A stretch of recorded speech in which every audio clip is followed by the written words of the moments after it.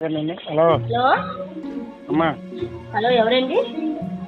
ఒక ఇల్లు ఉంది, అది పాడైపోయి ఉంది. అక్కడ ఒక ఆత్మ తిరుగుతూ ఉంటుంది.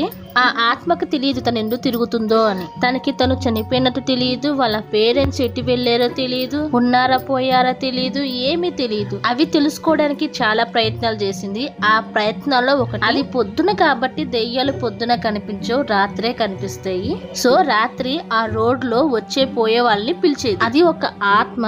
ఆత్మ ఎలాగుంటాయి అనేది నేను చెప్పవసరం లేదు కదా. ఆ రోడ్డు పైన వచ్చే పోయే వాళ్ళందరూ ఆత్మను చూడడం, భయపడి పారిపోవడం. అసలు నేను ఏం చెప్తున్నాను, దేని గురించి చెప్తున్నాను అని మీకు తెలుసుకోవాలంటే స్టోరీ పూర్తిగా వినండి. వినే ముందు ఈ స్టోరీ నచ్చితే లైక్ చేయండి, ఏమైనా డౌట్స్ ఉంటే కామెంట్ లో పెట్టండి.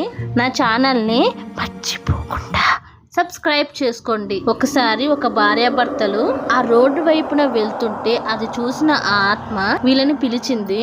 సగం సగం కనిపించే మనిషిని చూసి భార్యాభర్తలు బాగా భయపడి పరిగెత్తారు. వీళ్ళని అందుకుందామని ఆత్మ కూడా వీళ్ళ వెంట పరిగెట్టింది.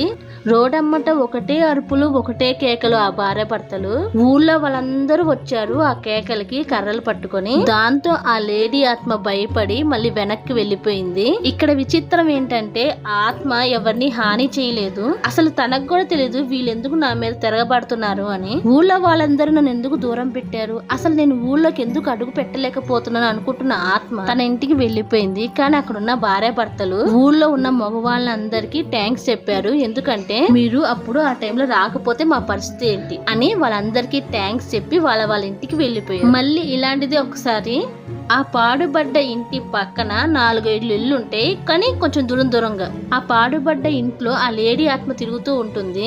సో చుట్టుపక్కల ఇంట్లో ఉన్న వాళ్ళు ఆ లేడీ ఆత్మను చూసి భయపడి ఇల్లులు ఖాళీ చేసి వెళ్ళిపోయారు. అక్కడ ఎవరిని హాని చేయడం లేదు, జస్ట్ చూసారంటే. ఆత్మలను చూస్తే భయపడతారు కదా, భయపడితే జ్వరం వస్తుంది కదా. ఇక్కడ అలాగే జరిగింది. ఆ భార్యాభర్తలకి ఆ ఇంట్లో ఉన్న వాళ్ళందరికీ ఈ ఆత్మని చూడగానే దడుసుకొని జ్వరం వచ్చింది, అంతే. పొద్దునంట రోడ్డు అంత ఎంత తిరిగినా కనిపించదు, రాత్రి రోడ్డు పైన తిరుగుతుంటే కనిపిస్తుంది. ఎవరితోనైనా మాట్లాడదామంటే మనుషులు కనిపించరు. అలాగే ఆ లేడీ ఆత్మ దాదాపు 25 సంవత్సరాలు ఏమీ తెలియని అయోమయ స్థితిలో ఉంది. ఇంకా ఏంటంటే పుకార్ల గురించి చెప్పాలి.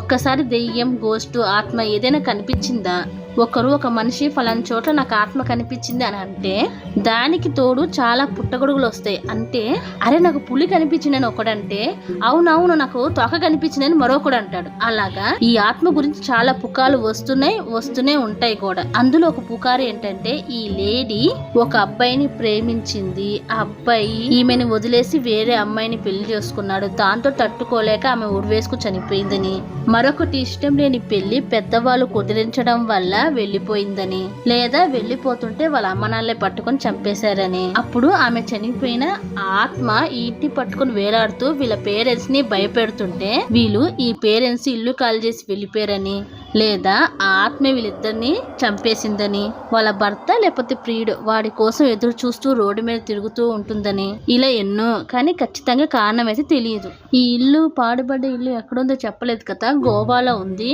నేను నా ఫ్యామిలీ గోవా టూర్ కి వెళ్ళినప్పుడు అక్కడ చూడవలసిన ప్రదేశాల గురించి ఆరా తీస్తే డి మెలో హౌస్ గురించి విన్నాను. అక్కడికి వెళ్ళాను రాత్రి పొద్దున, కానీ నాకేం కనిపించలేదు. కానీ గోడల మీద మాత్రం అక్కడక్కడ కొన్ని గీతలు రాసున్నాయి.